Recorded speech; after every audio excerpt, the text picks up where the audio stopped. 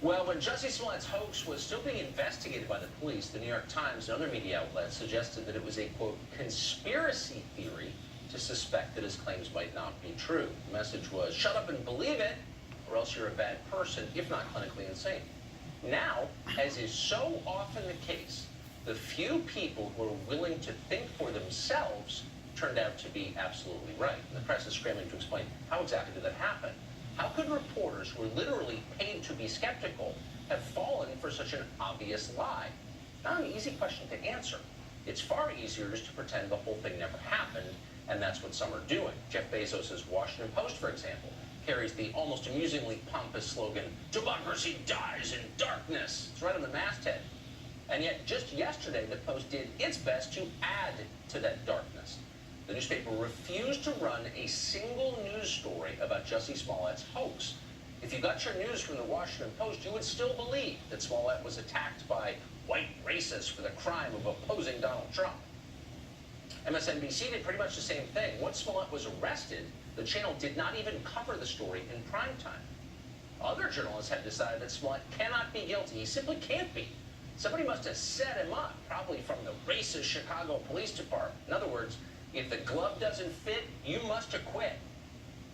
I think we need to see some of the evidence. I think it's very concerning that all of these leaks came from the Chicago Police Department. So frankly, all we have is leaks from the Chicago Police Department, now what they said in this press conference, and what Jussie Smollett and his team have said. This police department did in 2016 openly, through their union, support Donald Trump. So to have a police department that hasn't been as cooperative as they have been this round, do not openly give information, do openly lie and mishold information in cases, and then to know that they have openly supported Donald Trump in the 2016 election, a lot of activists on the ground are saying, wait, what's going on here? Who do we believe out of these two suspect people? So was it a racist conspiracy from the Chicago Police Department? That's a little far, even for a lot of people on cable news. So those people conceded that, yes, perhaps Jussie Smollett's claims weren't entirely factually true. But so what? They could have been. Actual Trump supporters may not have assaulted him on the street in Chicago, but they would have if they could have. If it is true, didn't he in fact attempt to paint the MAGA supporters as these racist and homophobic people? I think I have to disagree with you there. If the story's true, that, yeah. But Michelle, I have to respectfully disagree. I think MAGA supporters have painted themselves as that. I mean, when you look at footage, when you hear things they say, this is the honest to goodness truth, and we have to be bold enough to call that out. So this is the new official story, the one you're going to be hearing for a long time, the one your kids will be learning about in school, and it's this. A specific hate crime may not have happened in this case, but hate crimes overall are incredibly common, and the incidence of them is rising. So the lesson of Jussie Smollett isn't to be more skeptical of hate crimes, but to be more credulous. CNN wants that to be your takeaway from the whole thing. It doesn't matter that its anchors slandered and defamed almost half the country over a lie. There's a much more important point here. Listen. This is an America where hate groups, hate crimes are on the rise. The reality is there has been a rise in hate crimes. There has been a rise of intolerance. We know that hate crimes are on the rise. A lot of people don't want to accept that. They want this to be trumped up. So the problem with what you just heard is it's a crock. It's totally false. In fact, it's provably untrue. Anyone who says otherwise, like people you just heard, is either intentionally misleading you or doesn't understand the numbers, and that would include most journalists.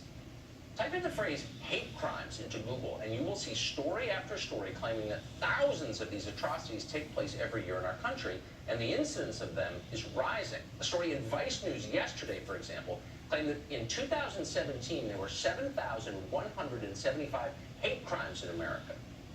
Now, reporters almost never do their own statistical analysis for stories like this. They tend to be bad at math. In fact, that's why they're journalists in the first place and not in private equity making real money. So instead, reporters take their numbers wholesale from partisan activists who pose as researchers or from wholly fraudulent organizations like the Southern Poverty Law Center. These groups use moral panics to gin up fundraising. They get rich doing it, so of course they continue. The problem is there aren't that many hate crimes occurring in this country. It's just not a very hateful place, so they have to make them up. How do they do that? They do it, and this is key, by counting accusations as crimes. An accusation is not the same thing as a crime. It's not even close. So if I accuse you of committing armed robbery, that does not mean a robbery occurred. You have to be convicted of it. And once you are, I can count what you did as a crime. Otherwise, it's just something that you said. It doesn't mean anything.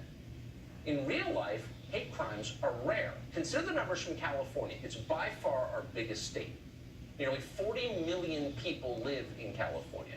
Its demographics have changed dramatically in recent years. So if hate crimes were an epidemic, you would expect to see an awful lot of hate crimes in California. But you don't. In 2017, the state of California convicted a total of 65 people for committing hate crimes. That's out of 39.5 million people. In other words, far more people got face tattoos or died while taking a shower than committed hate crimes. 65 hate crimes. And by the way, that number has fallen, not risen. In 1996, California recorded 87 hate crimes.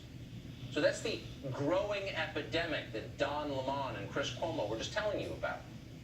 They're lying. It's a fraud. Hate hoaxes, by contrast, are common. The media spend a lot of time denying that, which is your first tip that it's real. Just this morning, the New York Times ran a headline that began, "Hate crime hoaxes are rare." Rolling Stone, whose most famous story ever was a hoax, assures us that, quote, "false reports of hate crimes are exceedingly rare." All the rest of the newsroom lemmings nod their heads in agreement. Yeah, don't believe your eyes. This stuff never happens. But it does happen. In fact, it happens regularly. Indeed, the higher the profile of the hate crime, the more likely it is to be fake. Those racist messages at the Air Force Academy you might have read about, the general who runs the place gave an anguished response speech. It seemed sincere, and it went viral. But the whole thing was fiction. The fake victims did it to themselves. Now, how about those 3 University of Albany students who were attacked by white supremacists on a bus a few years ago? Hillary Clinton immediately weighed in, of course. She was deeply outraged. "This is America," she said. Turns out that 3 students were the dangerous ones themselves. They'd attacked a woman and then invented the hoax to cover their tracks. Threats to Jewish community centers were a huge story in 2017. The press suggested they were the work of some deranged anti-Semitic Trump supporters, assuming that's not redundant in the view of the press. Once again, totally fake. An Israeli teenager did it. And so on and on and on. In the space of a single month, November 2016, there were at least 13 well-publicized hate crimes that turned out to be hoaxes. 13. That was also the month that Trump got elected, which tells you what's really going on here. Hate hoaxes are politically useful, and that's why people continue to stage them. We could go on about this and give you many more examples, starting with the Covington story just last month. There are lots and lots of examples. Hate hoaxes are so common that you could write a whole book about them, and people have. It's all public. You want to look it up. Spend an afternoon reading the stories before they get scrubbed off the internet. It's an education. You will never believe CNN again, trust me. Burgess Owens is a former NFL player and author of the book Why I Stand. He joins us tonight. Mr. Owens, thank you very much for coming on. So, I'm going, Tucker. This is such a coordinated effort to tell us something that the numbers don't support as true. What is the point of it? Why do the press keep telling us the same story, that this is an awful, hateful country? Well, can I start off by saying I grew up down in the Deep South in the 60s, and my heroes, my parents asked us to have heroes like Booker T. Washington and some great men. My dad's generation will be totally ashamed of these so-called men who literally have a lot of pride about being victims, about hapless victims. So it is an industry that's been in place because it works for the left. If you have people that are feeling sorry for themselves and angry, then of course they begin to become more hopeless, and that's how they get their vote. So what we have to understand is that it is a fight that we're doing now, just to make sure we keep our hope in our American way, and of course the leftists use this tactic to make sure that we don't. So on a personal level, you're a wise man. I'm wondering, what do you think it does to people, to individuals, when you tell them when they're young, you are a victim, you will never succeed because people hate you? If you'd said that to your own kids, what would it do to them?